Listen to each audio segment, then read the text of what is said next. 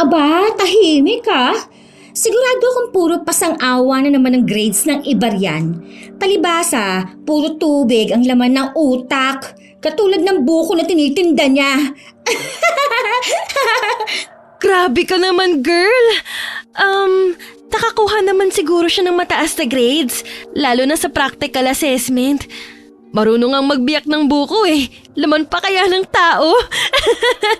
May problema ba kayo sa buko? Bakit hindi niyo pa sabihin ang pangalan ko? Parinig pa kayo ng parinig. Halata namang akong pinag-uusapan ninyo eh. Oh, ano naman kung ikaw? May angal ka? Bakit ba kasi nursing ang kinuha mong kurso? Mas bagay ka sa palengke bilang magbubuko, Day. Big deal talaga sa inyo ang hanap buhay namin, no? For your information, hindi ko ikinahihiya ang pagbubuko. Dahil yun ang bumubuhay sa amin. Lalo na sa pag-aaral ko. Whatever. Umalis ka nga sa harapan ko. Mamaya mahawaan pa ako ng kalyo mo. Tayo na, girl. Pinapatulan mo na naman ang babaeng yan. Mag-retouch ka na ng powder mo. Pinagpapawisan ka na, oh. Tsaka hindi naman nakakahawa ang kalyo. Tama, mag-retouch na kayo. Dahil sumisilip na ang tigyawat mo, oh. Hindi na makahinga sa kapal ng pulbo na tinatapal sa mukha mo. Ay nako. Anong tinitingin-tingin mo, ha? Umalis ka nga sa daan. Hinila pa ni Nicole ang buhok ni Roxanne bago ito pumunta ng banyo. Ngunit kahit anong pangyiyan nito sa kanya ay hindi siya napipikon. Dahilan na mas lalo pang ikagalit ni Nicole. Nag-aaral sa nursing si Roxana sapagkat pagiging doktor o nurse ang pangarap niya mula pa pagkabata. Isang kumadron at manghihilot ang kanyang lola, kaya isa rin yun sa naging impluensya niya. Matapos ang klase tumutulong siya sa kanyang ama sa kanilang bukuhan. Hindi niya pinapansin ang mga puna ng mga kaklase at ibang tao. Madalas niyang nadidinig na sayang ang kanyang ganda kung magbubuko lamang siya. Tay, magpahinga na ho kayo. Ako na po ang magbabantay rito. Ay, dumating ka na pala, anak. Ay, ikaw itong magpahinga. Alam kong pagod ka sa paaralan. Ay, isa pa'y hindi naman gaano karami ngayon ang bumibili ng buko eh. Ano pong hindi? 3 sako nang nabalatan nyo, oh. Half day lang naman kami kanini, kaya wala gaanong ginawa. Tay, ito po pala ang grades ko. Hindi po masyadong mataas. Patingin nga. O yanong hindi. Mataas na tong 2. Importante wala kang 3. Ay naku, ako nga nung elementarya masaya na ako kung naka 75 ako eh. Yang si Tio Manuel mo, madalas first honor yan noon. Pero magbubuko rin ang binagsakan. Ay ikaw anak, mag-aral kang mabuti para naman mabago ang buhay mo. Tay, hindi ko ikinahihiya ang trabahong to. Ayaw mo nun, may magandang magbubuko rito sa palengke. Kung siswertehin, magbubuko na, nurse pa. Ikaw talagang bata ka. Kung nabubuhay pa nanay mo, matutuwa yun sa'yo. Kamukhang-kamukha mo talaga siya. Mistisa at napaka-amo na mukha. Buti na lang talaga hindi ka nagmana sa akin. Ano pong hindi? Nagmana kaya ako sa kasipagan mo, Tay? Ay siya, paparating na si Ronald. Kukunin na yung kinayod na buko. May bibiyakin pa ho ba? Ibigay mo na lang yung Tupperware sa kanya. Tsaka itong 5 pirasong buko. Ilagay mo sa jug. Dahil konti na lang ang natitirang buko juice natin, oh. Napabuntong hininga si Roxanne nang mapansin ang mga kaklase na napadaan sa palengke. Pinagtatawanan siya ng mga ito habang ninilingon nang makita siyang nagbibiyak ng mga buko. Ay, di ba anak? Kaklase mo mga yan? Opo, Tay. Ay, sinabi ko na sa iyo na hiyaan mo na ako rito eh. Ayan tuloy pinagtatawanan kanila. Anong masama sa pagtulong ko rito? Marangal at higit sa lahat, ito ang bumubuhay sa atin. Alam mo, Tay, kahit na magiging successful man ako balang araw, hinding-hindi ko bibitawan ang trabahong to. Pwede tayo magpatayo ng buko shake o di kaya buko salad. O di ba buko pa rin, pero pinasosyal na. Bilib talaga ako sa iyo, anak. Ang ibang kabataan naging sakit ng ulo ng kanilang mga magulang. Pero ikaw, napakabait mong bata. At higit sa lahat, maganda pa. Siyempre naman, Tay. Nagmana kaya ako sa inyo ni Nanay. Siya nga pala, Tay. Baka sa susunod na buwan magsimula na po yung OJT namin sa mga ospital at klinik. Hindi na po ako masyadong makakatulong sa inyo rito sa palengke. Ay, no problem, anak. Sabihin mo lang sa akin ang mga kakailanganin mo, ha? Tay, may ipon pa naman ako eh. Pag wala na po akong pera, sasabihan ko po kayo.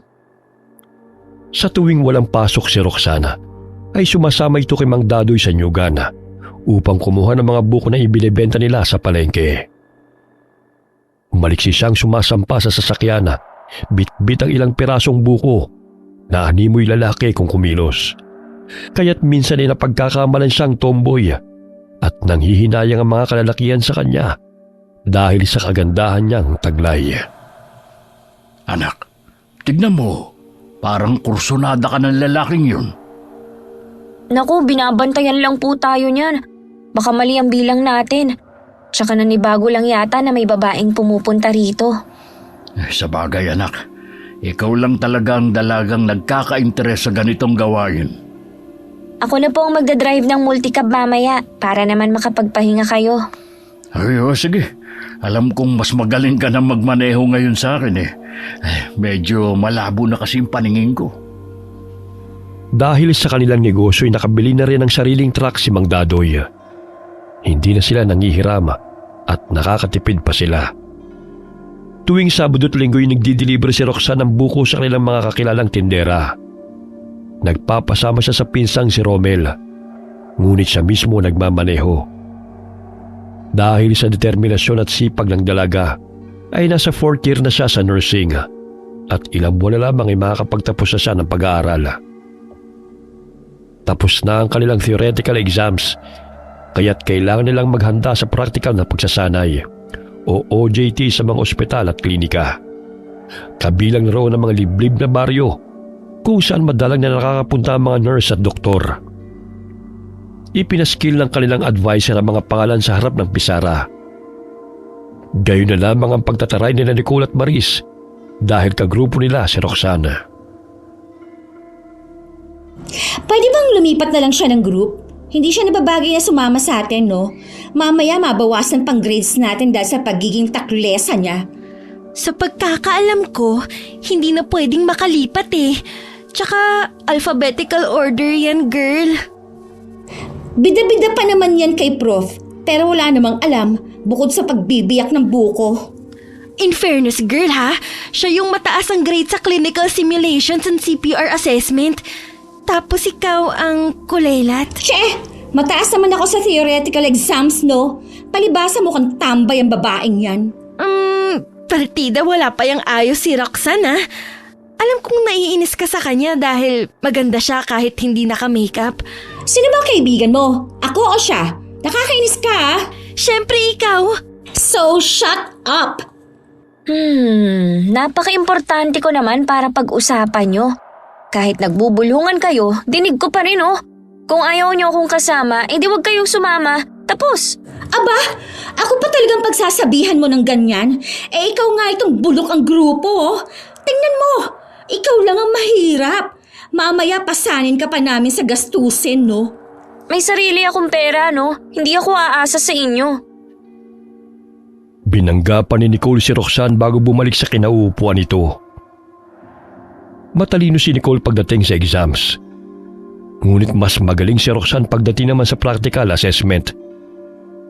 Bawat pangkat ay may 10 miyembro na inassign sa bawat klinika at ospital sa iba't ibang lugar. Kaya't sabi ka mga ito sa kanilang on-the-job training na mag-uumpisa sa susunod na linggo. Sa lubungang kilay ni Nicole nang kinausap ni Alex si Roxana. May gusto siya sa lalaki, ngunit halatang si Roxana ang natitipuhan nito. Magkasama pala tayo, Roxanne. Oo nga eh. Mabuti naman at may kasama akong mabait. Akala ko kasi puro bruha eh. Joker ka rin pala. Akala ko napakaseryoso mo eh. Hindi naman ako nagjo-joke eh. Totoo ang sinasabi ko. Kita mo yung si Nicole? Real life bruha yan. Sidekick niya yung si Maris. Naririnig kita, ha? Sampalin pa kita rin, eh. O bakit nagagalit ka? Kayo nga kung mag-usap ni Maris, dinig ng lahat ah. Lalo na kung laitin niyo ako. Ano bang narinig mong sinabi ko? O kita mo na? Wala kang narinig. Gusto mo lang makisausaw sa usapan namin para mapansin ka ni Alex. Hayaan mo na siya, Roxanne. Mamaya magpalit pa ang mukha niyong dalawa. Jack, di mo yung magugustuhan. Hoy! Narinig ko yun ha? Mas attractive naman ako kaysa sa kanya, no?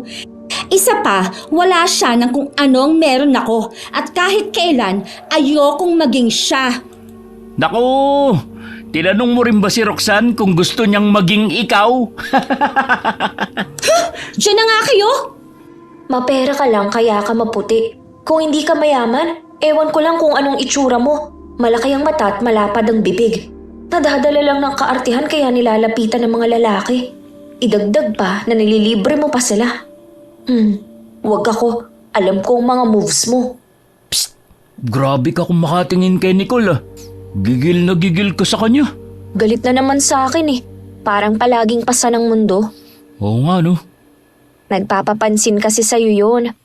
Tignan mo, ang lagkit ng titig niya sa'yo. Hindi ko siya type.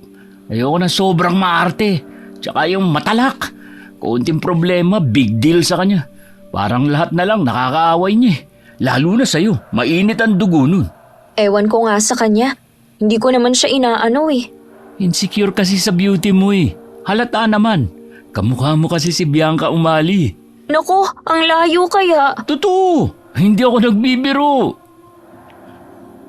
Namulang pisngi ni Roxanne ang purihin siya ng binata. Samantalang salubong ang kilay ni Nicole habang nakatingin ito sa kanila. Girl, tingnan mo. Parang nagiging close na sila. Paano ba yan? Mukhang maaagaw niya sa'yo ang lover boy mo.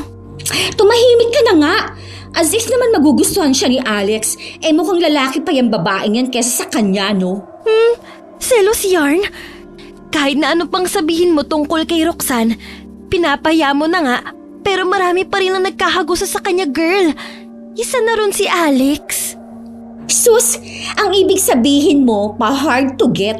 Sa loob naman ng kulo ng babaeng yan, hindi magtatagal, mapapasa akin din si Alex. Watch out ka lang, girl. Saglit silang natahimik nang muling pumasok ang kanilang guro sa silid-aralan. Sa sobrang inis ni Nicole kay Roxana, ay idinikit nito ang bubble gum sa upuan ng dalaga. Sakto namang umupo siya, kaya't nang matapos ang klase, pagtayo niya'y dumikit ang bubble gum sa palda niya nang hindi niya napansin. Paglabas nila ng classroom, ay pinagtatawanan siya ng mga estudyanteng nakapansin sa kanyang palda. Ano nakakatawa? Malinis naman ang damit ko ah. Aray! Ang lapad ng daan, Nicole! Pahara-hara ka kasi sa dinadaanan ko eh. Diyan ka na nga. Binangga pa siya ng babae at tinawanan bago lumakad palayo. Ngunit nagtataka pa rin siya kung bakit patuloy na nagtatawanan ng mga estudyante at nakatingin ang mga ito sa kanya. Hanggang sa napansin ni Alex ang palda niyang may nakadikit na bubble gum. Kaya tumakbo ito patungo sa kanya at agad siyang sinabihan. Sigurado akong si Nicole na naman ang may kagagawa nito. Lukarit talaga ang babaeng yun. Insecure lang yun sa'yo. Tulungan na kita matanggal yan. Ako na, kaya ko na to.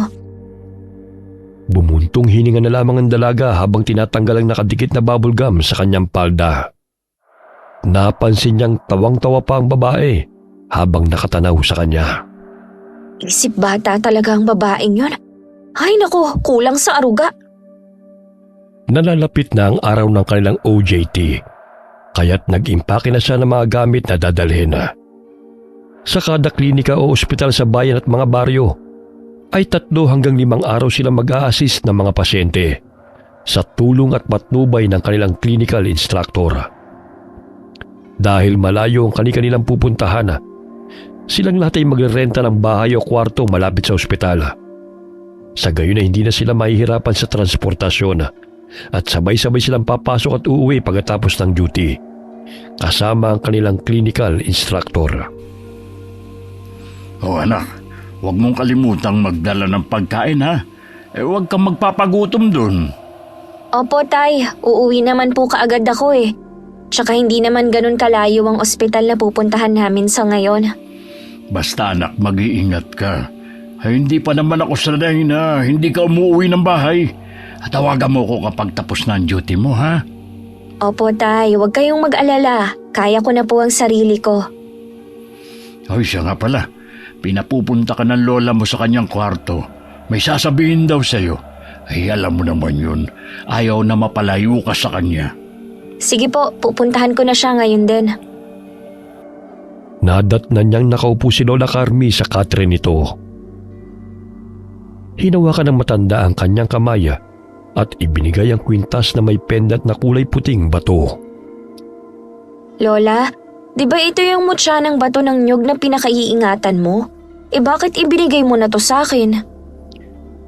Napangiti lamang ito sa kanya at marahang hinaplos ang kanyang pisngi.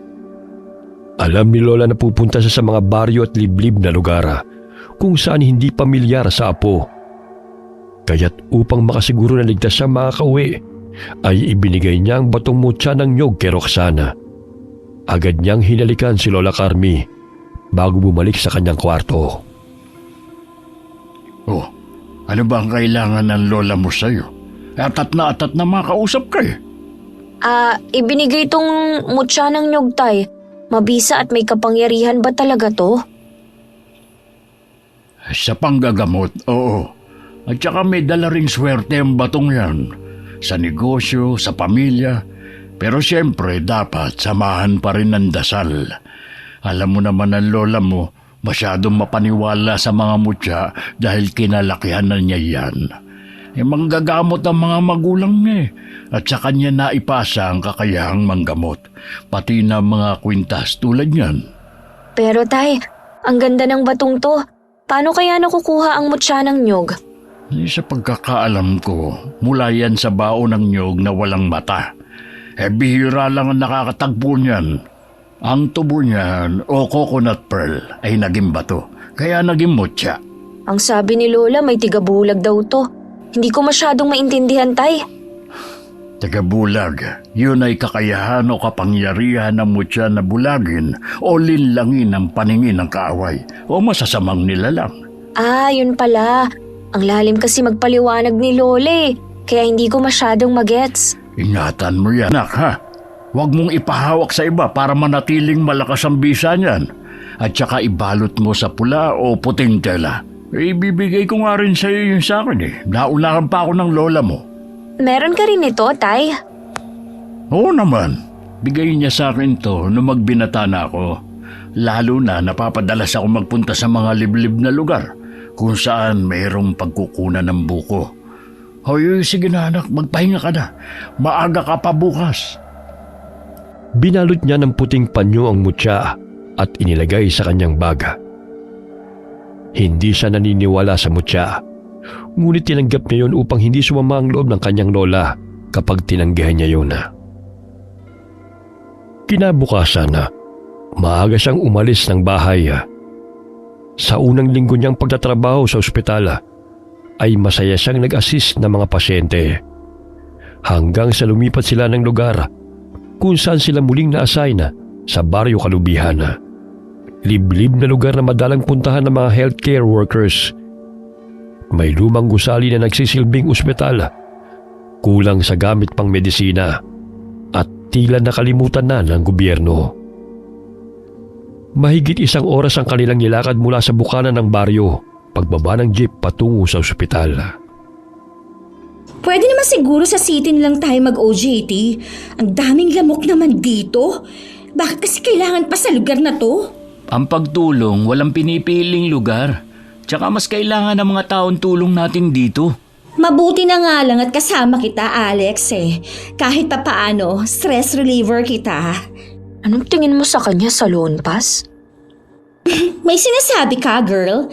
Sabat ng sabat, hindi naman kinakausap. Wala lumakad ka na, mamaya maiwan pa tayo eh. Ay, sakit na ng po ako. Help me, Alex. Help me, please. Kaya mo na yan, ikaw pa. Kanina pa kasi tayo naglalakad. Malayo pa ba?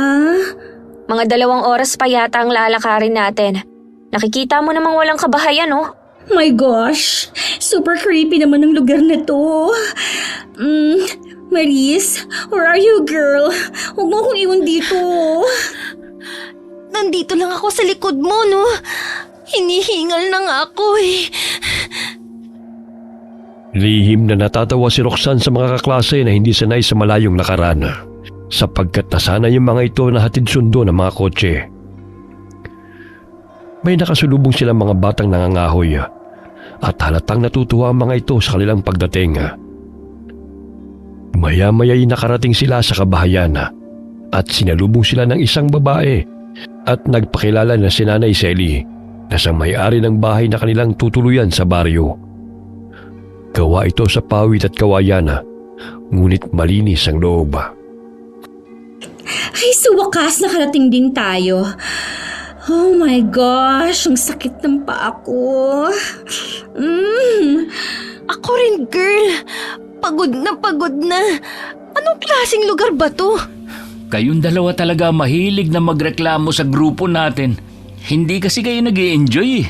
Hello, gubat na ang pinuntahan natin. Sa tingin mo mag-e-enjoy kami rito? Mamaya may mga bad elements pang nakatira dito. At ano pang mangyari sa atin? Ang ingay niyong dalawa. Gusto ko na magpahinga, okay? Nasaan na ba yung room ko dito? Ang sabi ni Miss Gonzaga, tabi-tabi tayo sa pagtulog. Isa lang naman ang higaan, oh. Nakikita mo yan? Ang mga lalaki sa kabilang kwarto, tayong 5 dito naman. What? My gosh! Hindi ako sanay na may katabi matulog, no? Lalo na makasama ka sa isang room. Problema ba yun? E di wag kang matulog buong magdamag. Basic. Che! Ito na sigurong pinaka-worst na lugar na pinuntahan natin. My gosh, wala pang kuryente. Masasanay ka rin. Marami-rami pa tayong baryong pupuntahan. Hindi lang dito. Nakabusangot na pinaypayan ni Nicole ang sarili.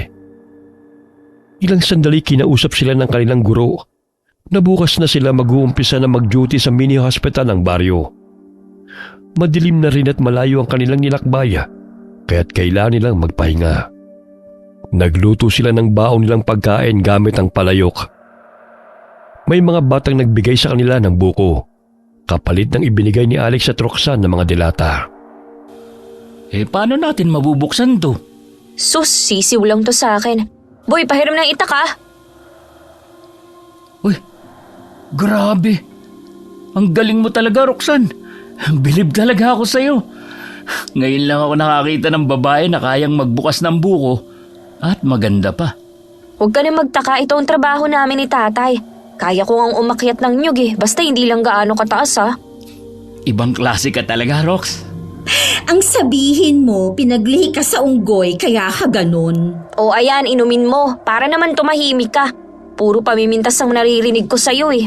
Masarap ang tubig kapag bagong pitas, no? Oo, kaya nga bagong pitas yung mga tinda namin. Ngayon ko lang nalaman na yan pala ang sideline mo. Hindi ka naman nagtatanong eh. Ang sabihin mo, nahihiya kang malaman na magbubuko ka. Gusto mong biyakin ko yung bunganga mo? Kanina ka pa. Kainin mo na nga lang yung nyug. Napipiko na si Roxanne sa babae dahil sumasabat ito sa usapan nila ni Alex. Habang ang kaibigan nitong si Maris ay sarap na sarap sa buko na kinakain nito, maging ang iba nilang mga kaklase. Bukas, pagkatapos ng duty hours, magpakuha tayo sa mga bata. Mas masarap pa to kaysa sa milk tea sa bayan eh. Yes, I agree. Tila hindi na makapagsalita si Maris dahil puno ng buko ang bibig nito. Samantalang si Nicole ay natahimik dahil sinasaway ng mga kaklase sa pagtatalak nito. Lumalalim na ang gabi. Namamangha sila sa mga alitap-tap na tila mga Christmas lights na umiilaw sa mga puno. Kapag walang polusyon, buhay na buhay talaga ang mga alitap-tap. Wala na tayong makikita niyan sa syudad. Paano ba naman? Puro usok at building na lang ang nakatayo. Bilang na lang ang puno. Napahinto sa pagsasalita si Roxana nang may makitang lalaking dumaan sa bahay na kanilang tinutuluyan. Nagtama ang kanilang paningin at bahagyang tumindig ang kanyang mga balahibo dahil kinabahan siya sa itsura nito. May malaking peklat sa mukha dulot ng hiwa. Nang kumurap siya'y mabilis itong nawala. Nasaan na siya? Ha? Sino? Yung tao. Kani-kanina lang nandyan siya eh. Nakatingin pa nga rito. Wala naman ako napansin ah. Baka namamalikmata ka lang. Isasarado ko na lang tong bintana. Matulog na tayo. Hindi makatulog si Roxanne dahil nakikiramdam siya sa paligid. May mga yabag siyang naririnig na pabalik-balik. 12:00 na. Pero may gising pang mga tao rito. Kaninang 9:00 tahimik na nga ah. Girl, umusog ka nga. Di ako makatulog dahil naaamoy kong hininga mo. Ang OA mo! Ang layo kasi ng 5 inches ah! Tsaka wala ng space oh! Nakasiksik na nga ako sa dingding! Nakakainis. Hindi ako makakatagal sa lugar na to.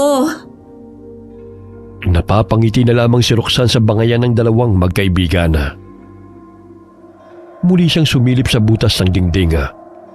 Wala naman siya nakikitang tao at tumigil na rin ang mga yabag na kanyang naririnig. Mga hayop lang sigurong napadaan. 5:00 pa lamang ng umaga gising na si Roxana at nagluto na ng kanilang almusal.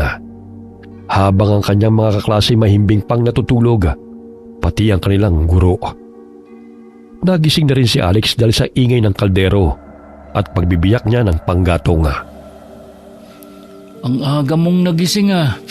Ay, di mo man lang kami ginising para tulungan ka sa pagluluto. Okay lang. Sanay naman ako sa gawaing to eh. 8:00 pa naman ang pasok natin eh.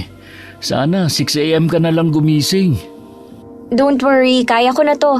Matulog ka na lang ulit. Maluluto na naman tong sinaing eh. Mas tumindi ang paghanga ng binata kay Roxana dahil marunong ito sa gawain. Gamit lamang ang 2 bato at kahoy, malayo sa kinagisan nilang gumagamit ng stove.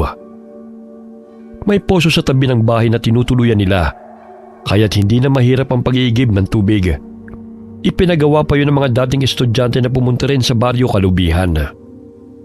7:00 na ng umaga nagising sina Nicole at Maris. Nagulat pa ang mga ito nang nakasuot na ng uniform si Roxana at handa nang pumasok sa ospital. Bumangon na kayo! Kung hindi pa kayo ginising eh mahimbing pa ang tulog ninyo. Anong oras na ba? Ang aga pa oh. 7:00 na. Mahamog lang dito kaya akala mo maaga pa. Maligo na kayo sa poso. What? Bakit? Wala bang shower dito? Sosyal lang. Sa liblib na baryo po tayo, hindi sa city. Kaya magbomba ka na ng tubig para makapaligo ka na. Dali-daling tumakbo ang dalawa sa poso dahil sila na lang ang hindi pa nakakaligo. Turuan pa sina Maris kung sino ang pupuno ng balde dahil hindi marunong gumamit ng poso.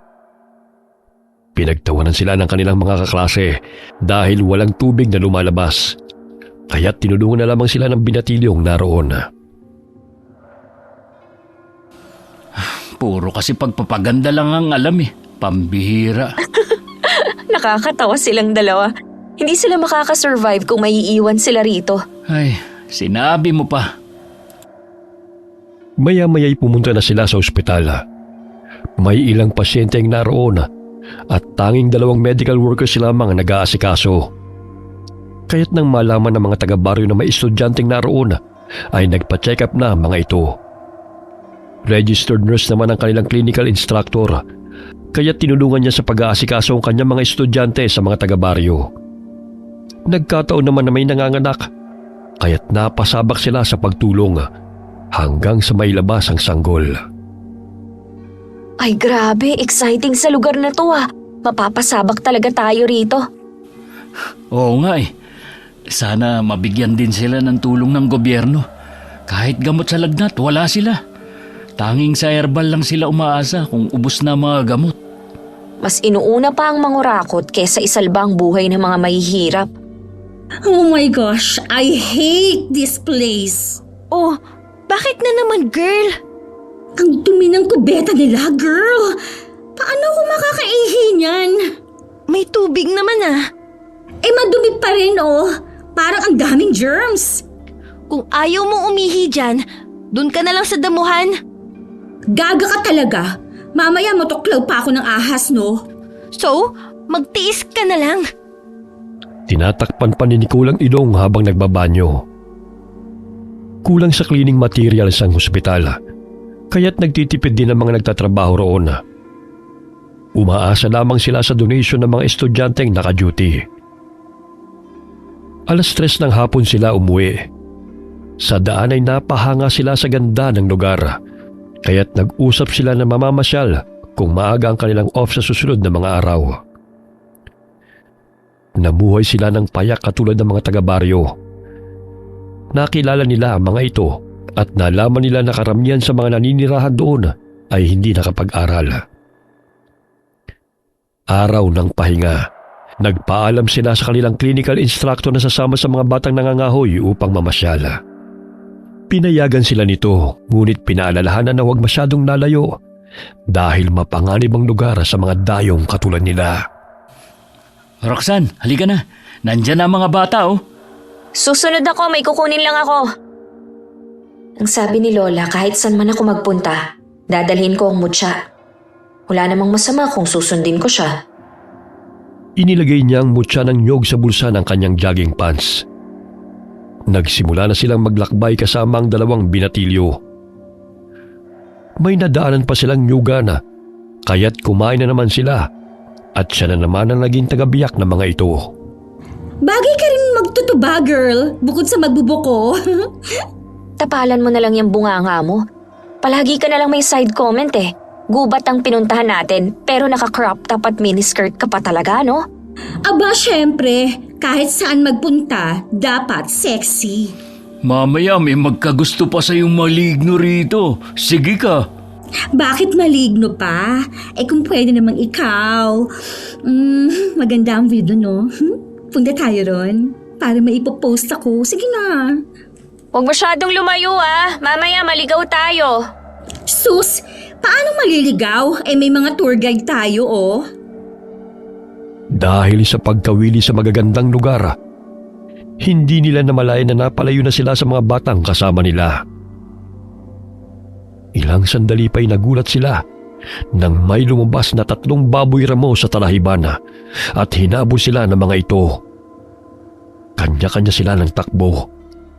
Magkasama sa isang direksyon sina Roxanne, Nicole at Alex, habang ang ibang kaklase nila ay sa kabilang direksyon tumakbo. Roxanne! Alex! Huwag niyo akong iwan! Nandiyan na yung baboy mo! Baka maabutan tayo! Dali, bilisan nyo! Malapit na sila! Sinasabi ko na nga ba? Ouch! Aray! Sakit na pa ako! Help me! Alex, nadapa si Nicole. Balikan natin siya. Ay naku! Bubuhatin ko na lang siya!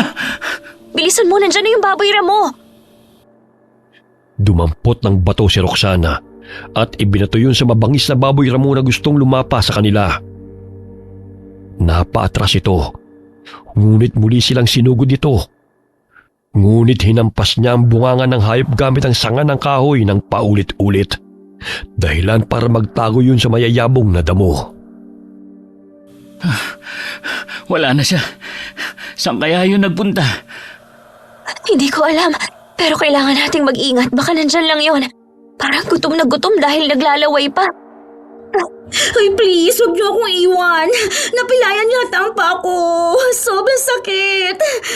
Yan kasi, nagsusuot ka ng ganyan. Kaya kursunado ka ng baboy mo eh. Dahil akala siguro nila pagkain ka sa suot mong yan.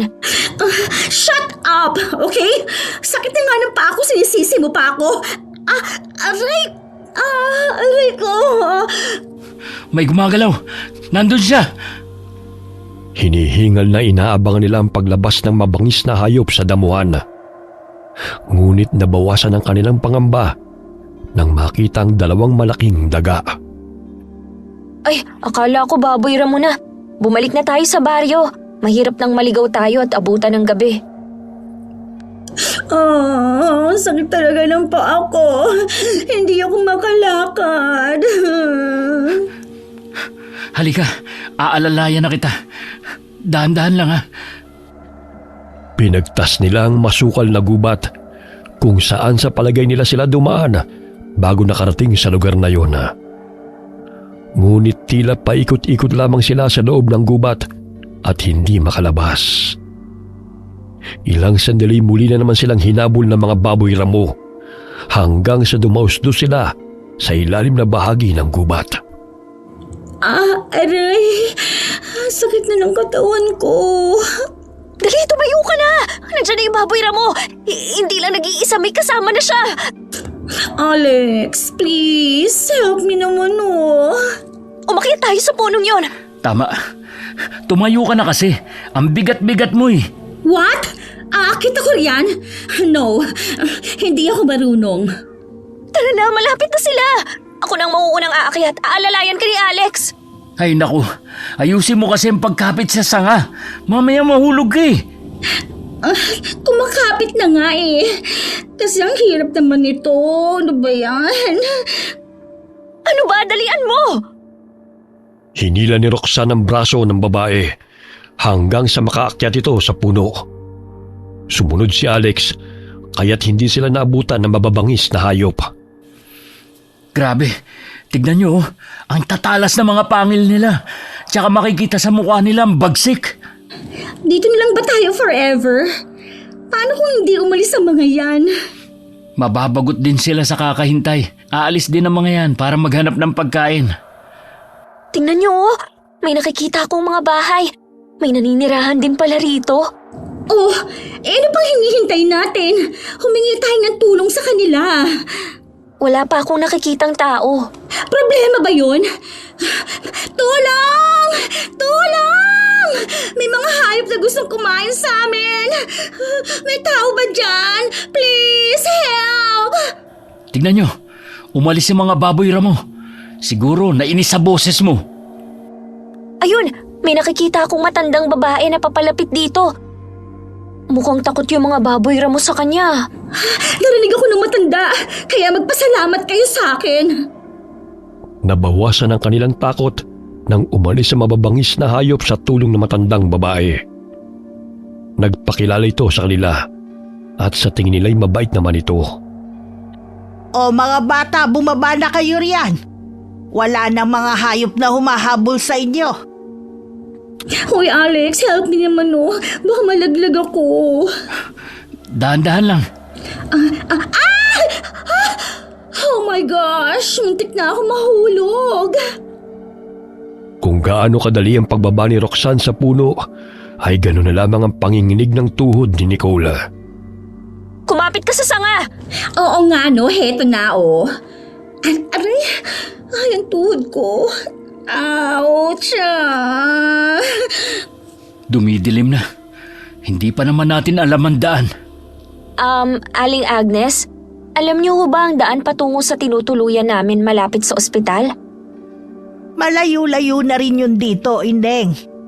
Ipagpabukas nyo na lang ang pag-uwi. Isa pa, maraming mga mababangis na hayop sa daan. Bukas naman ang tahanan ko para sa inyo Parte pa ho ba ito ng baryo Kalubihan? Oo, Indeng. Bandang dulo na to ng baryo. May mga tao at iilang bahay silang nadaanan na nakamasid ang mga tao sa kanila. Ngunit matalim kong makatingin. Naninindig ang mga balahibo ko. Kakaiba ang pakiramdam ko sa lugar na to. Roxanne, bakit natigilan ka na dyan? Halika na. Umalis na lang tayo rito. Masama kasi ang pakiramdam ko sa lugar na to Parang ang bigat. So, anong gusto mong gawin natin? Bumalik sa ating tinutuluyan kahit dumidilim na. Hindi natin alam ang daan, Tsaka marami pang wild boar sa paligid. Hello? Bukas na nga ang sabi ni Manang, di ba? Parang ano kasi Huwag kayong matakot. Ganyan lang kung makatingin ng mga tao rito. Alam niyo namang hindi sanay na may pumupunta rito magaganda.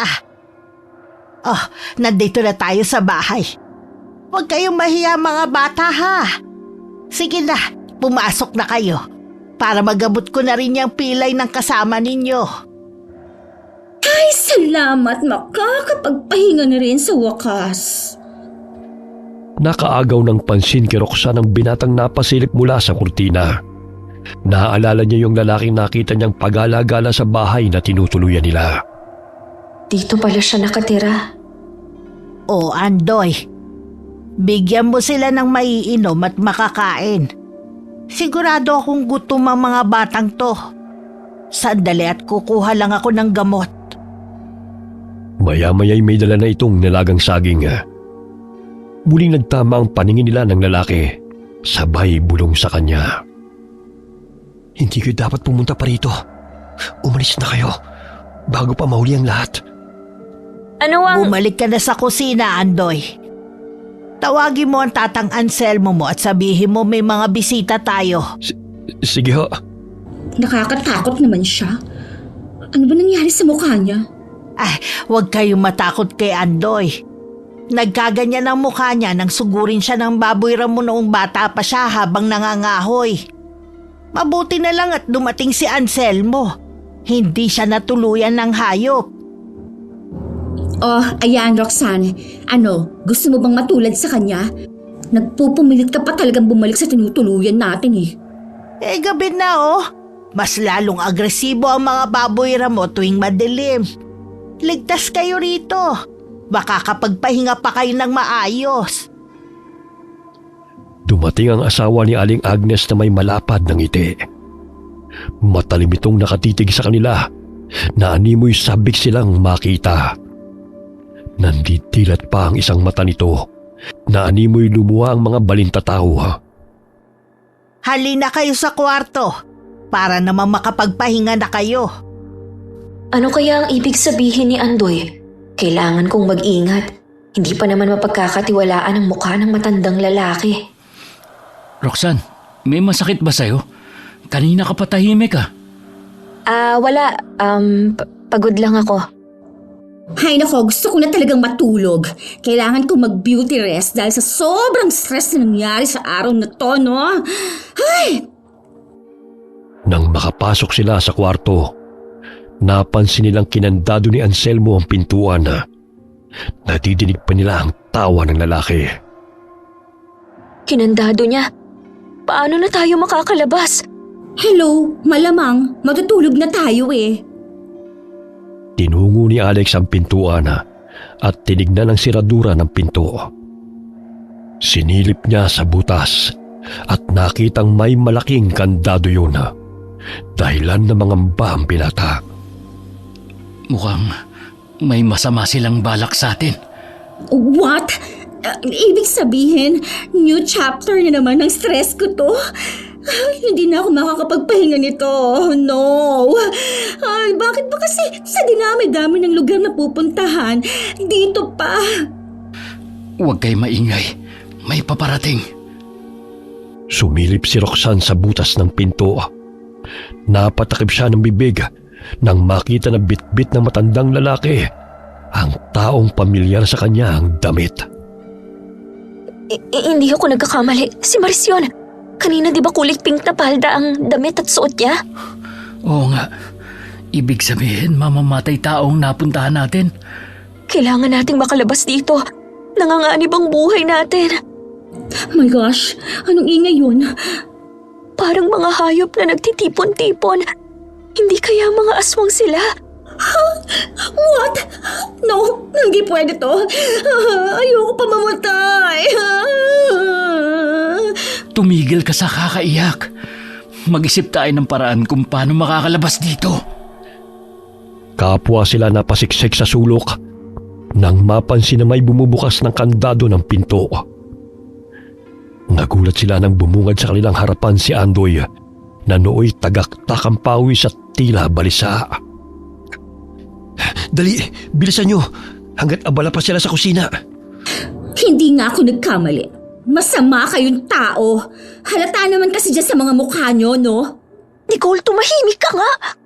Palalayain na nga niya tayo, oh. Anong palalayain? Baka ipapakain tayo sa mga aswang dun sa labas. Kung ayaw nyo maniwala sa akin, bahala kayo. Tinutulungan ko na nga kayo eh. Hindi ako masamang aswang katulad nila. Maniwala kayo sa akin. Lumabas na tayo rito bago pa tayo maabutan ng matandang lalaki.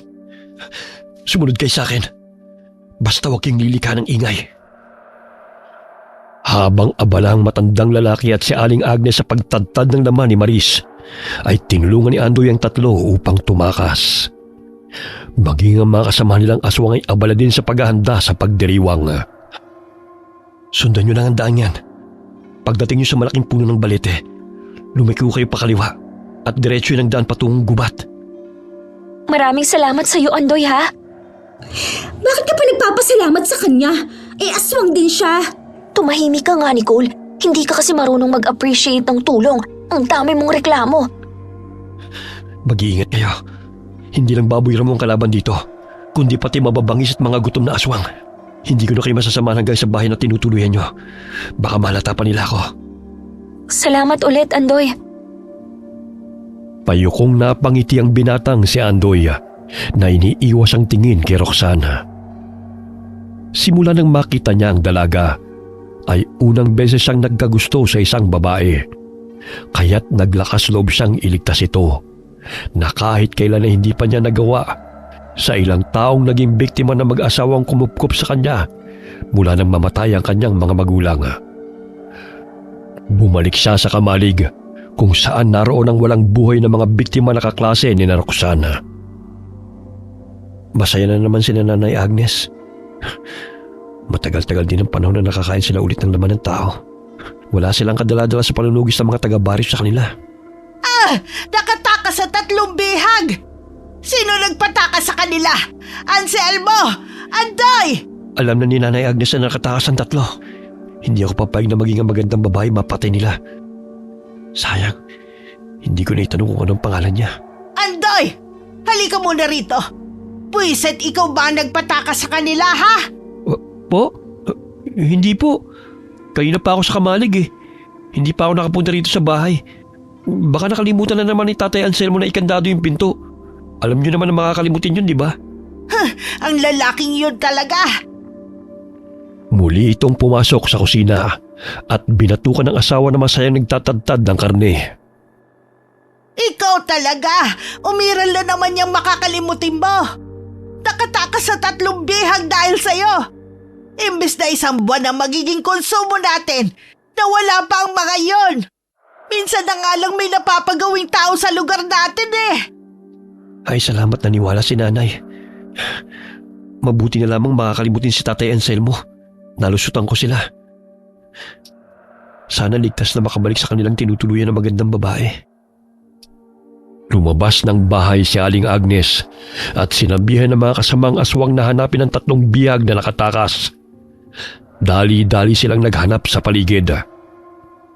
Samantala, nandilat ang mga mata ni Roxana nang makita na tila mga litsyong baboy na pinapaikot sa apoy ang bahagi ng katawan ng tao. Hindi sila nagkakamali ng mga kaklase nila yon. Nahuli nila ang mga kaklase natin. Mga aswang kaya ang lahat ng naninirahan dito sa baryo? Oh my gosh. Sabihin niyo sa akin na hindi ito totoo. Ayoko mamatay kagaya niya. Magtago tayo ron. May paparating. Alex, please. Huwag mo kong iwan, ha. Huwag ka maingay. Nandiyan na sila. Sandali. Bakit parang umiinit yung bulsa ko? Parang nagbumula sa mutya na dala ko ah. Sana naman totoo ang sinabi ni Lola na maililigtas ako nito mula sa panganib. Hindi pa ako handang mamatay. Nakaramdam ng init ang dalaga na nagmumula sa mutya ng yoga. Tila ba may kung anong kuryente siyang naramdaman na nananalaytay sa buo niyang katawan. Naamoy ko kayo. Akala nyo siguro makakalabas pa kayo rito, no?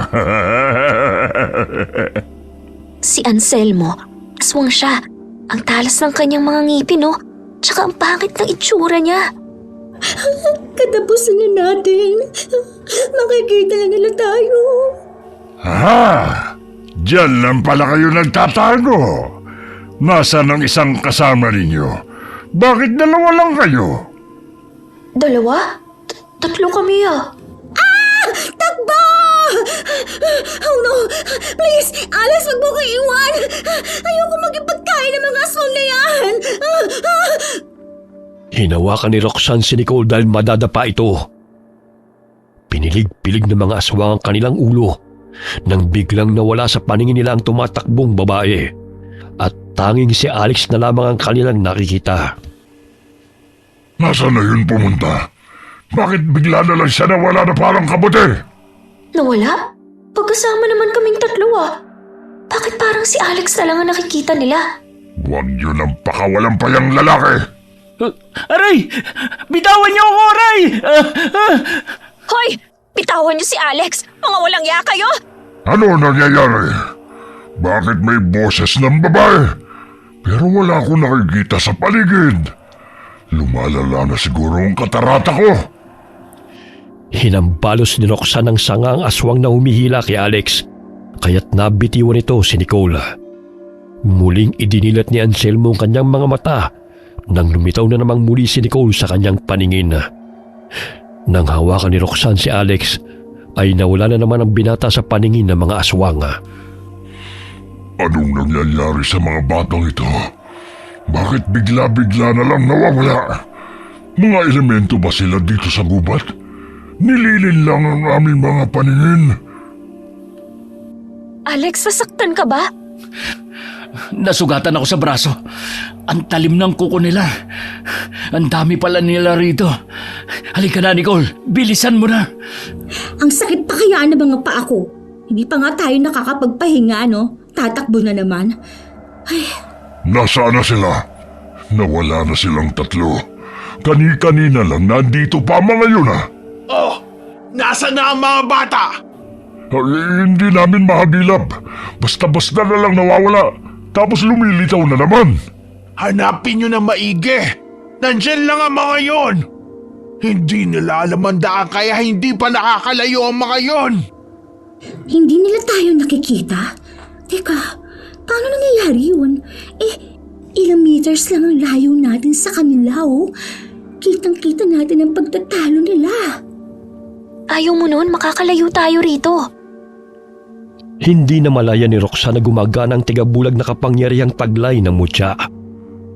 Nalilin lang niya ang paningin ng mga kalaban na nawawala sa paningin nito at ng mga taong kanyang nahahawakan. Ay, wait!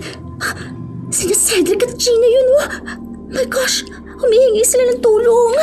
Ibig sabihin, lahat tayo nahuli nila. Tingnan nyo, may 3 baboy ramo na parang kinakausap ni na Aling Agnes. Hindi kaya mga alaga niya ang mga yon? Nanlaki ang kanilang mga mata nang biglang nagtigbaliw ang mga baboy ramo bilang mga aswang. Napagtanto nila na sadyang hinabol sila ng mga ito upang mapunta sila sa lugar ng mga aswang. Mga kasamahang aswang sila ni na Aling Agnes.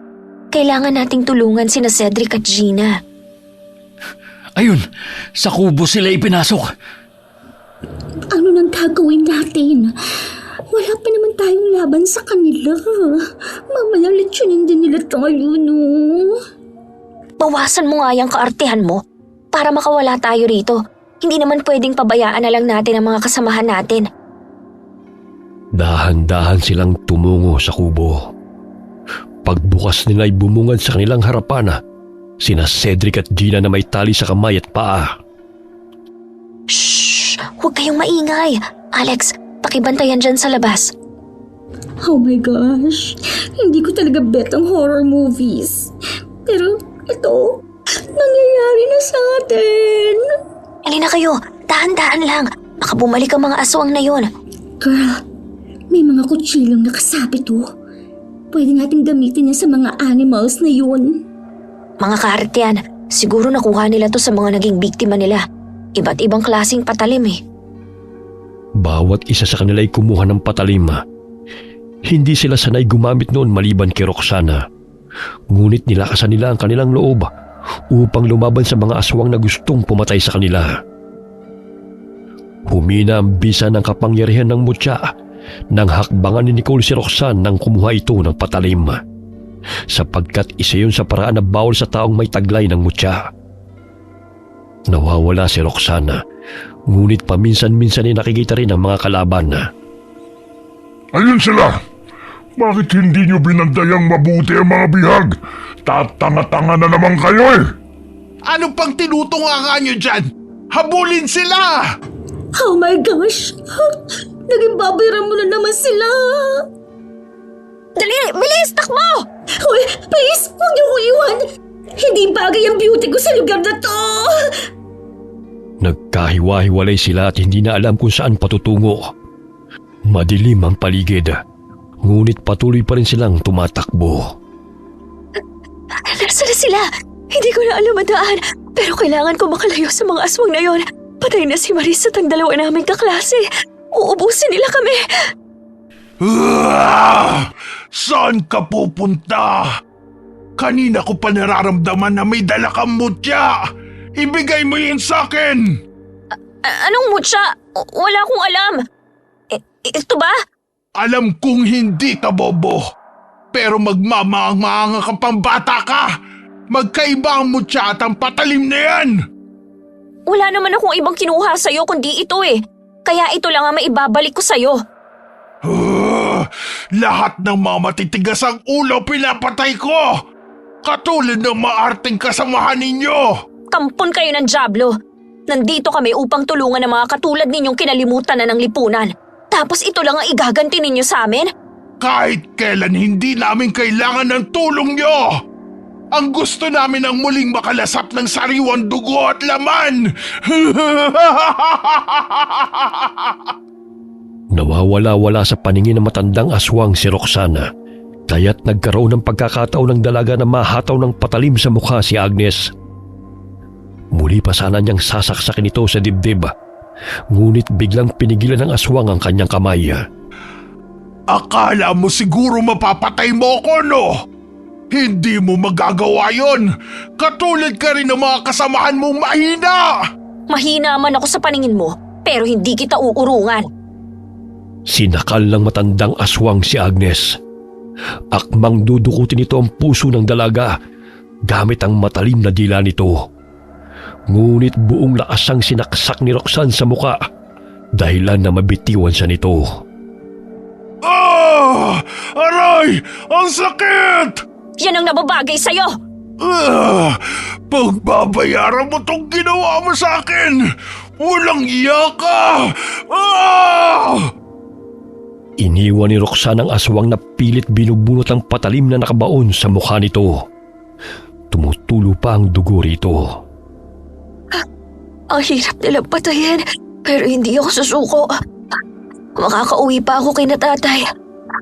Kanina pa ako tumatakbo, pero parang pabalik-balik lang ako sa dinadaanan ko. Bitiwan mo ako! Please, let me go! Nahuli na naman si Nicole. Kinakaladkad siya ng dalawang aswang. Aray! Bitiwan mo ako! Bitiwan niyo ako! Ano ba? Dahil sa ingay niya inayayamot ang babaeng aswang, kaya't inambahan siya nitong sasaksakin. Ngunit maliksing dinampot ni Roxanne ang sanga ng kahoy at ibinato ito sa aswang. Nabitiwan ito ang patalim at nanggigigil na tumingin sa kanya. Tanging ang sinag ng buwan ang nagsisilbi nilang liwanag sa madilim na paligid. Sinugod siya ng babaeng aswang at galit siyang dinaganan. May dala itong palakol at hinataw siya nito. Ngunit nakailag siya at buong lakas niyang hinilang mahabang buhok ng kalaban, dahilan na mabuwal ito sa damuhan. Samantalang si Nicole ay nabitiwan ng isang aswang nang saksakin ito sa leeg ni Alex. Akin na yung palakol mo! Dahil bibiyakin ko talaga yung bungo mo, mga hayop kayo, ha! Basagin mo yung ulo niya, tulad ng pagbiyak mo sa buko. Kanina pa ako nanggigigil sa inyo, ha? Hindi na ako maaawa sa mga demonyong katulad nyo! Go, girl! Patayin mo siya! Isipin mo na lang nyog yung nasa harapan mo! Ang ingay-ingay mo kasi. Mamaya may lumapit na namang aswang dito. Iyak lang naman ang ginagawa mo eh. Itong sa'yo!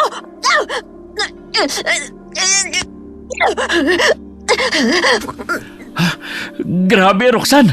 Basag ang ulo niya. Siyempre! Magbubuko siya, di ba? Kaya basic lang yan sa kanya, no? Tara na, kailangan natin makalabas sa lugar na to. Marami pa tayong kalaban. Nasaan na ba sina Gina at Cedric? Hindi ko nga rin alam eh.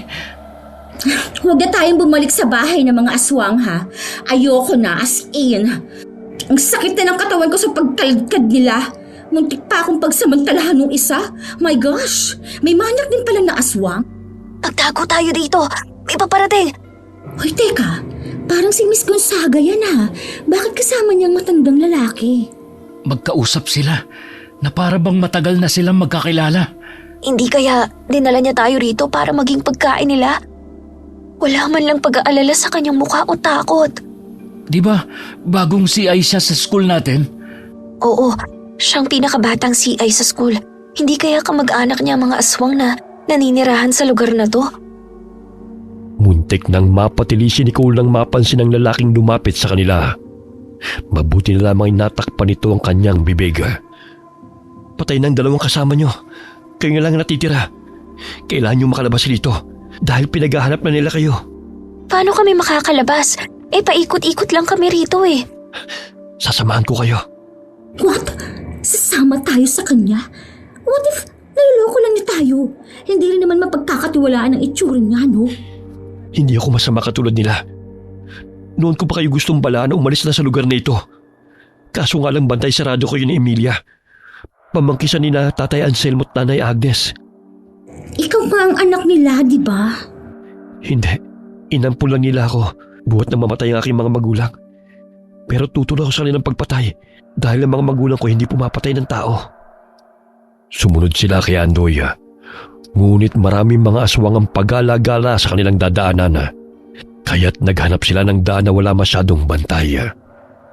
Lahat ba ng tao na naninirahan sa baryo kalubihan ay mga aswang? Hindi. Sa pinuntahan nyo, mga normal ang mga tao na naninirahan doon. Noon payapang namumuhay ang mga tao kasama ang mga aswang. Hati ang komunidad namin. Kaso nga lang naging sakim si Tatay Anselmo at Nanay Agnes. Gusto nilang gawing aswang ang lahat ng naninirahan dito. Sa gayon ay lumaki ang populasyon nilang mga aswang. Dahil pa kaunti na kasi ang kanilang angkan.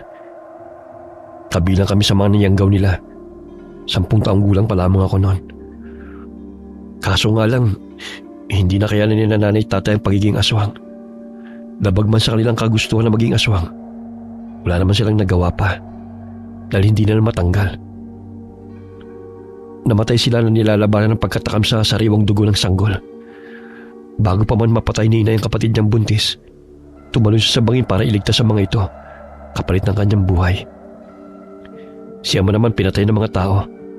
Napagkamalan lamang siyang pumatay sa babae. Ngunit ang totoo, si Nanay Agnes ang may gawa nun. Wala na ako mapupuntahan nun dahil alam kong aswang din ako at maaaring patayin ng mga tao. Kaya sumama ako sa pangkat ni Nanay Agnes kahit labag man sa aking kalooban. Biktima ka rin nila, Andoy. Pwede ka namang sumama sa amin eh. Sasabihin namin sa mga tao na hindi ka masama. Gusto ko ng payapang buhay. Malayo sa mga tao at malayo rin sa mga aswang. Ngunit hindi ko magagawa to kung patuloy na dumadanak ang dugo. Dahil gusto kong iligtas sa mga taong walang kalaban-laban mula sa kamay ng mga masasamang aswang. Ilan na rin sa kanilang lihim kong napatay. Bakit hindi mo pinatay yung mag-asawa? Halatang silang leader ng mga monster. Hindi ko pa nagagawa yun dahil mahirap. Sapagkat madalas silang magkasama. Sa totoo lang kinamumuhian ko sila. Ginawa na lang miserable ang buhay namin. Pasensya na't napalayo na tayo ha. Bantay sarado kasi nilang shortcut na daan eh. Nagdadrama ka pa. Halata namang nililigaw mo kami. Tumigil ka nga, Nicole. Tinutulungan na nga tayo eh. Ikaw pa tong nagre-reklamo. Saglit silang napatigil nang may marinig na malakas na halinghing ng mga baboy ramo. Nagpalinga-linga sila sa paligid at napansin nilang malapit na ang mga ito. Lapastangang kang bata ka! Ikaw palang tumutulong sa kanila, kaya't hindi sila mahuli. Nakikita mo ba ang ginawa ng babaeng yan sa mukha ko, Andoy? Patayin mo sila para makapag-umpisa na tayo ng ating selebrasyon. Selebrasyon tapos kami ang magiging handa? Ang lakas ng amats mo ah! Ano pa ang tinutunganga mo, Andoy? Tapusin mo na sila para makapagpahinga na tayo. Tama na, Nay.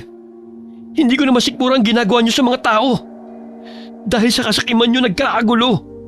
Bakit hindi na lang kayo mamuhay ng payapa sa bundok? Bakit kailangan niyo pang pumatay? Lumalabang ka na sa akin ngayon. Ano ba ang sinabi nila sa'yo? At parang nagbago ang pakikitungo mo sa amin ng ganun-ganun na lang, ha? Labastangang kang bata! Mahigpit na hinawakan ni Roxanne ang palakol dahil alam niyang susugurin sila ng mga aswang sapagkat naglalaway ang mga ito at matalim na nakatingin sa kanila. Tumakbo ang mga aswang at pinalibutan sila. Ganun na lamang ang panginginig ng tuhod ni Nicole dahil sa takot. Tila mga bukong pinaghahataw sila ng palakol ni Roxanne, dahilan para tumalsik ang mga dugo sa tuwing bumabaw ng patalim sa mga katawan ng kalaban. Sinipa siya ni Anselmo. Pilit na inaagaw ang palakol nito. Ikaw na babae ka! Ang tapang-tapang mo! Kanina ka pa! Pinahihirapan mo talaga kami! Pinatay mo ang mga kasamahan ko, kaya papatayin rin kita. Aray! Ang tenga ko! Agnes! Tulungan mo ko! Natanggal ang tenga ko! Hindi lang yan ang aabutin mo sa akin. Sige, lumapit ka. Dahil hindi ako magdadalawang isip na biyakin ang ulo mo. Baka hindi mo alam, sanay ako magbalat at magbiyak ng buko. Madali lang kitang tatadtarin, kagaya ng ginawa mo sa mga kasamahan ko. Kakaiba kang bata ka, ha? Pero hindi ako magpapatalo sa isang pulpol na kagaya mo dahil babaliin ko yung leg mo. Yang mapanakit mong kamay, iihawin ko. Muli siyang hinataw ni Roxanne ng itak.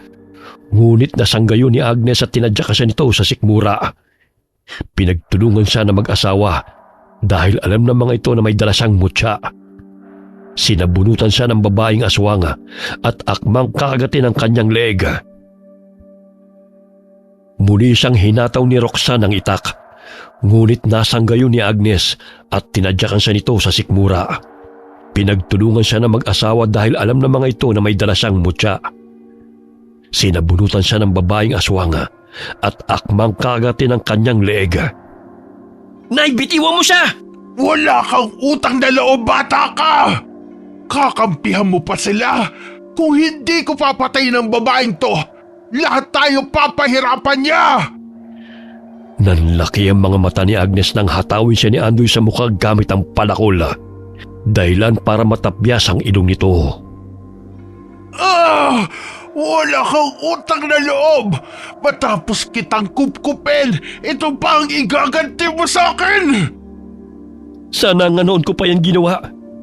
Dahil hindi na makatarungan ng pang-aapi niyo sa mga tao. Namatay ang mga magulang ko dahil sa kasamaan niyo.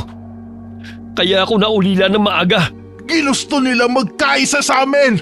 Hindi ko sila pinilit! Hindi totoo yan. Bago mamatay si tatay, sinabi niya sa akin ang lahat. Ngayon lang ako nagkalakas loob na lumaban. Dahil hindi ko hayaan na masaktan niyo siya. Aray! Bakit? Sino na ba ang babae nagpapatibok ng puso mo? Kahit kailan hindi ka niya magugustuhan. Dahil isa kang aswang, lalo na pangit ka! Muling ibinao ni Andoy ang palakol sa balikat ng aswang. Dahilan na pumalaw ito. Ngunit malakas pa nitong itinulak ang binata dahilan na tumilapon ito sa talahiban. Bagamat nagkaroon ng pagkakataon na makabuelo si Roxanne at dinampot ang palakol. Buong lakas niyang hinataw ang ulo ng matandang babae. Bumaon ang patalim sa ulo nito dahilan na mabasag ang bungo nito. Agnes!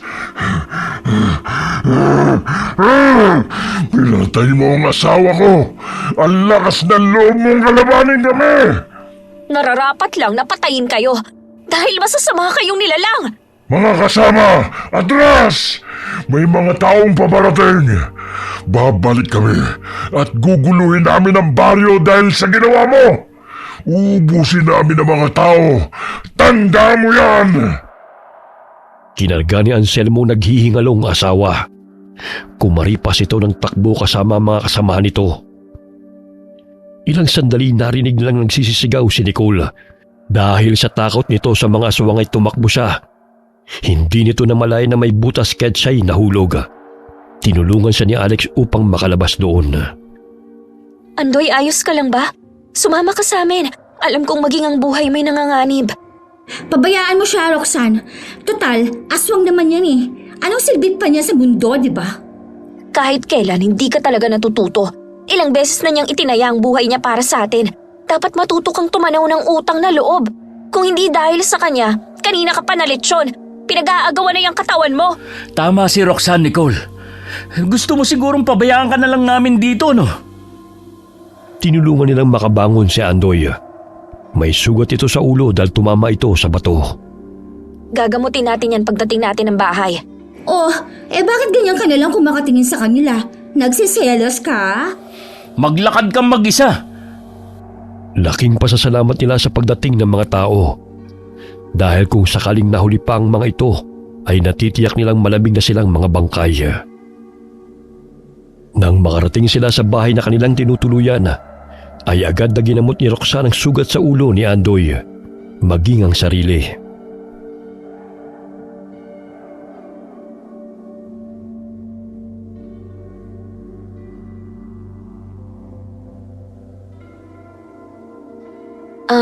Ako pala si Roxanne. Kanina pa tayo magkasama pero hindi mo pa alam ang pangalan ko. Siguro mananatili ako rito. Babalik sila. Tutulungan ko kayo Gagawin na sinabi. Sapagkat ako naman ang dahilan kung bakit sila maghihiganti sa inyo. Kung gusto mong manatili rito, ikaw na lang, girl. Pa. Dahil ako, ayoko na talaga. Mamamatay na ako sa hirap ng buhay dito. Dumagdag pang mga aswang-aswang na yan. Pwede na kayong umuwi ni Alex bukas. Magpapaiwan ako rito. Girl, sorry and thank you. Alam ko, naging masama ako sa'yo. Ang totoo kasi, naiinggit ako sa'yo eh. Kahit na hindi ka nagpapapansin, marami nagkakagusto sa'yo. Kahit na mas lalaki ka pa kaysa sa kanila. Magbalat at magbiyak ka rin kasi ng buko. Bago kasi yun sa paningin ng mga lalaki na gawain ng babae. Para mapansin ka rin naming mga boys. She! Iiyak na sana si Nicole dahil buong puso itong humingi ng kapatawaran sa lahat ng maling inasal niya kay Roxana, sapagkat nagawa pa rin siya nitong tulungan. Kinabukasan ay inihatid ng mga taga-baryo sina Alex at Nicole kung saan ang mga ito naninirahan. Inireport din nila sa mga kapulisan ang pangyayaring pagkamatay ng mga estudyante. Natagpuan ang mga tinadtad na katawan ng tao sa mga lumang bahay. Ngunit wala na mga naninirahan doon. 15 taon na may usap-usapang katulad nito noon. Pero sa kabilang bundok pa nila dinadala ang kanilang mga bihag. Mga estudyante o kaya mga turista ang mga biktima. Hindi pa ako inaampun ni na Agnes noon. Narinig ko lang mga usap-usapan ng mga kababaryo namin. Matagal na pala silang may ginagawang kababalaghan. Rox, nakiusap ako kay Prof. Na kung maaari, doon na natin ipagpatuloy ang natitirang duty hours natin sa Baryo Kalubihan. Kaso sabi niya, temporarily suspended daw yung OJT natin dahil sa insidente. Sige, pero babalik ako doon sa Baryo Kalubihan. Magdadala ako ng mga gamit at food supply. Kailangan din nila eh. Sasamahan kita. May konting ipon pa naman ako eh. Naunang bumalik ng Baryo Kalubihan sina Ando at mga kasama nitong taga-baryo. 2 araw na natili si Roxanne sa kanilang bahay at naghanda ng mga gagamitin. Humingi rin siya ng tulong kay Lola Carmi kung paano mapapalakas ang mutya. Pinatakan nito ng binindisyon ng langis at inusalan ng orasyon. Maging ang mga gamit na pangontra sa mga aswang ay ibinigay sa apo.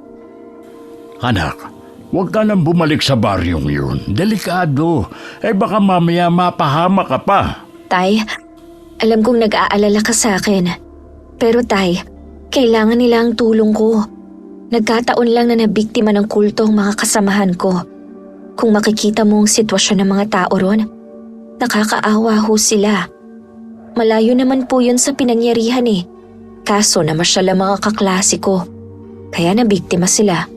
Pangako Tay, Mag-iingat po ako ron. Kasama ko naman si Alex eh. Nagmana ka talaga sa katapangan ng lola mo nung kabataan. Hindi kita masisisi. Kung saan-sang baryo din siya napapadpad para manggamot. At saka isusubo na niya, ibibigay pa niya sa mga nangangailangan. Mahal na mahal ko po kayo ni Lola. Akala mo ba hindi ko nahahalatang kinuha mo lahat ng mga gamit ng lola mo sa panggagamot? Magiging albularya o nurse ka ba, anak? Pwede bang pareho, Tay? Ikaw talagang bata ka. Puro kakalukuhan. Hindi na sinabi ni Roxanne na ang tunay na pumatay sa kanyang mga kaklase ay mga aswang. Sapagkat hindi naman maniniwala ang mga kapulisan. Suspecha ng mga ito, kanibal o grupo ng kulto may kagagawa ng krimen.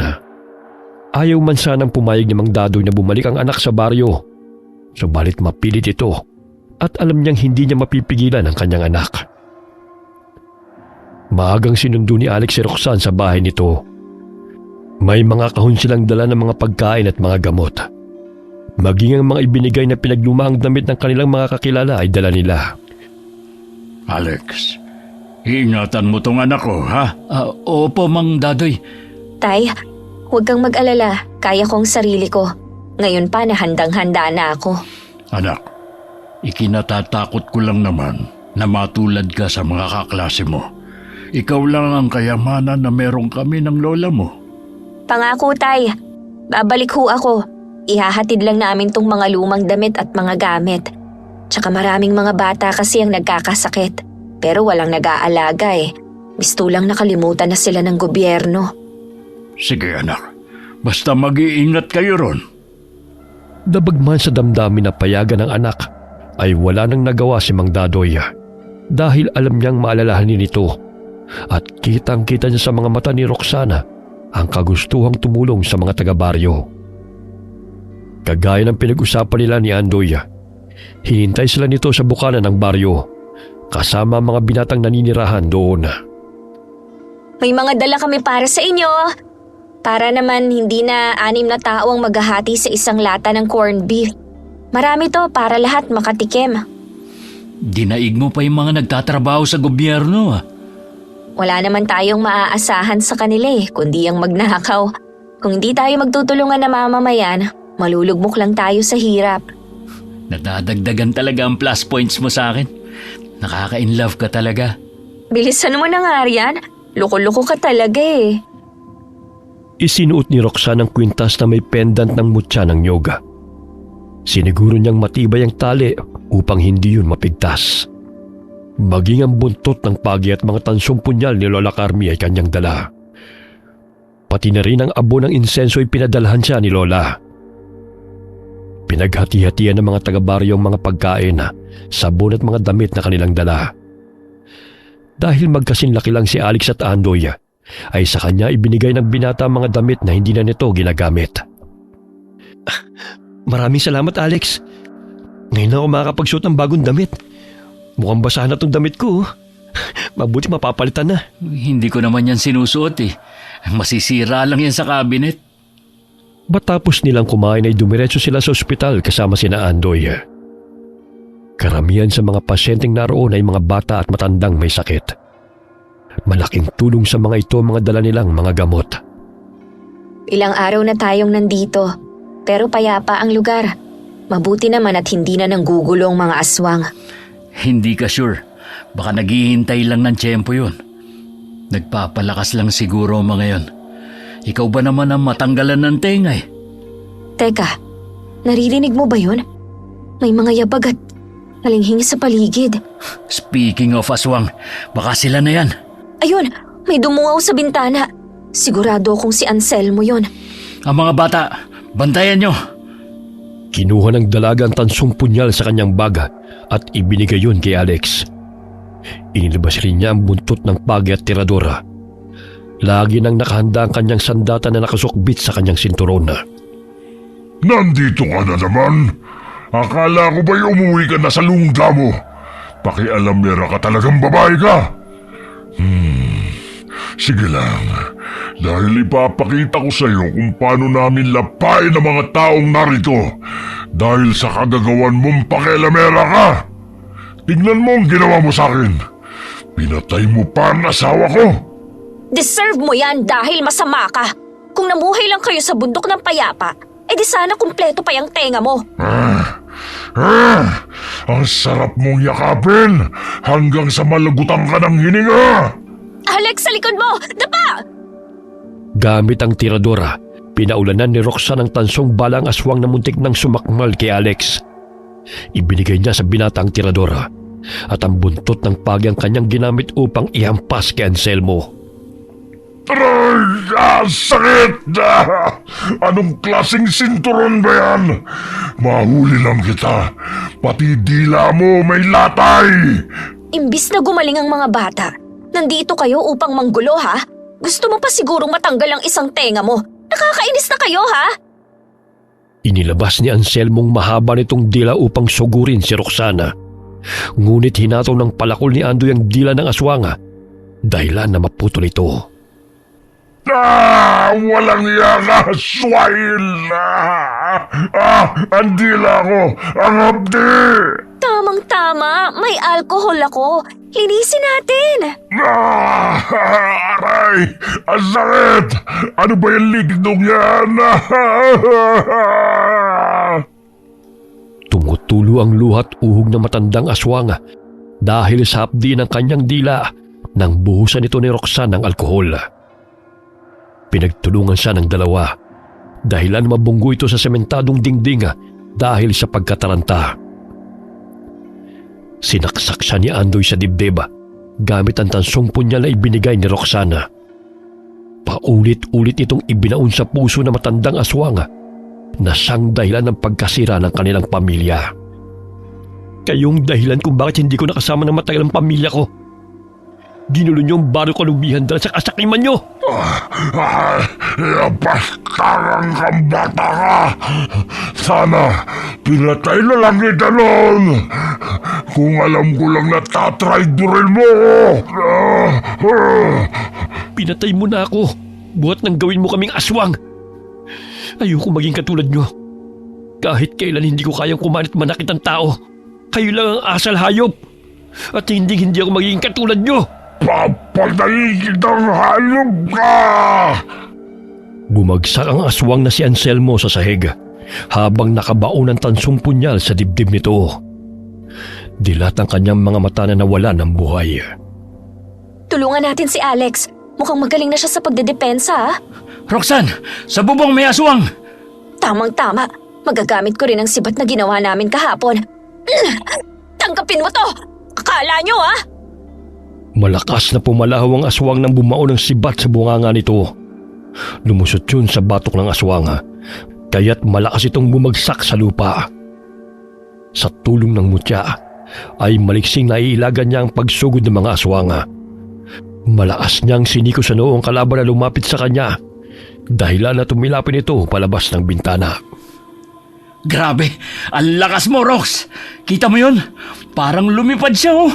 Hindi ko nga rin akalain eh. Grabe ang astig. Hindi kaya dahil nakatulog ka na maayos ng 2 araw? Siguro. Si Andoy, pinagtutulungan ng 2 aswang. Maging siya, naging aswang na rin. Hoy! Bitiwan niyo siya! Hindi talaga kayo titigal, ha? Sige na, tirahin mo sa ulo. Tinamaan ng bala sa noong isang aswang gamit ang tiradora. Samantalang isa naman ay bumao ng tansong punyal na inihagis ni Roxana patungo sa lalamunan ng aswang. Ayun, Supol! Ang galing ah! Salamat sa inyo. Hindi talaga nila ako titigilan eh. Mukhang umatras na ang ibang aswang. Kahit papano naging handa ang mga taga-baryo sa kanilang pagsugod. Ang sakit ng mga sugat ko. Pero huwag mong lalagyan ng likid ng mahapdi ah. Ng alcohol? Konti lang para hindi maimpeksyon yung mga sugat mo. Mabilis na nagpalit ng anyo bilang normal na tao si Andoy. Dahil nakita niyang natakot ang mga bata sa kanya. Ngunit sinabihan niyang hindi niya sasaktan ang mga ito.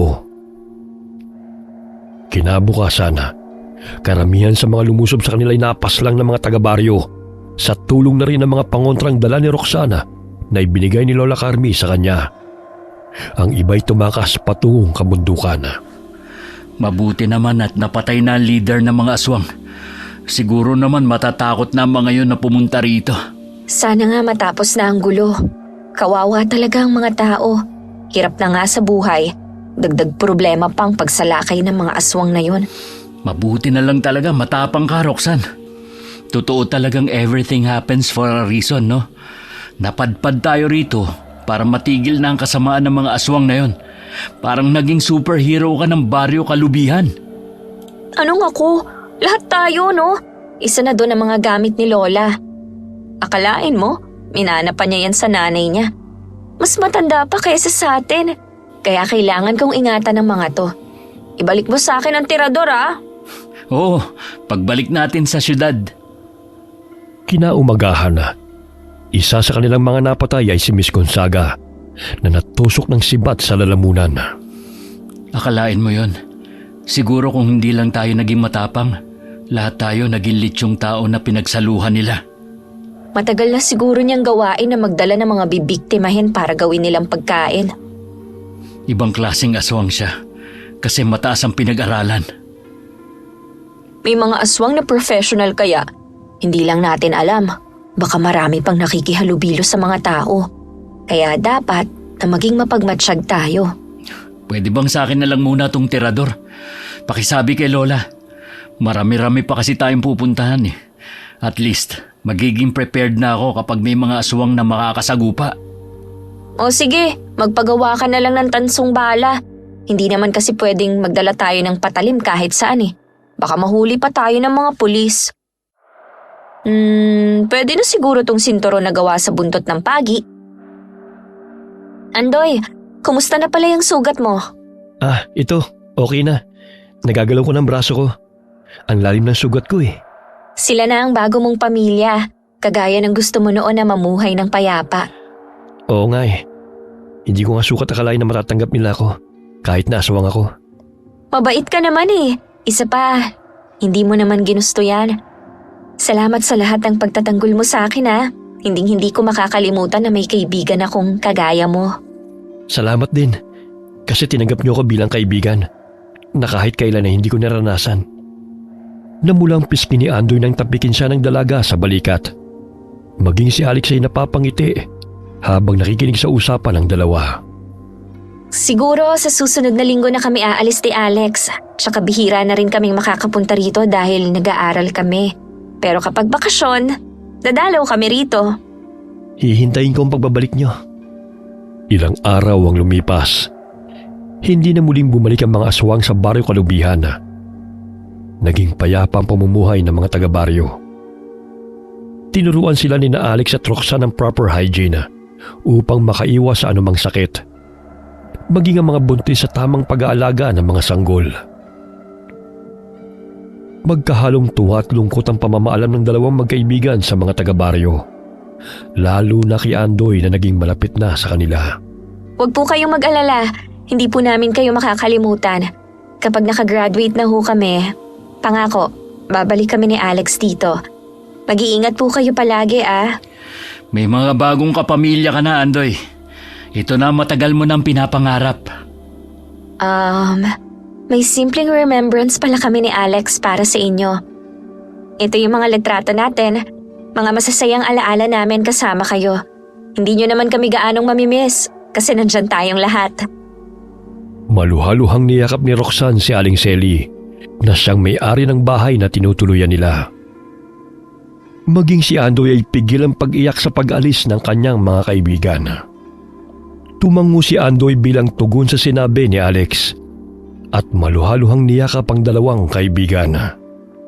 Laking pasasalamat nila kay Roxana dahil bukod sa pagiging mahusay na estudyanteng nurse ay mahusay itong mambubuko na siyang nakatulong upang magamit niya ang kasanayan na makipaglaban sa mga aswang.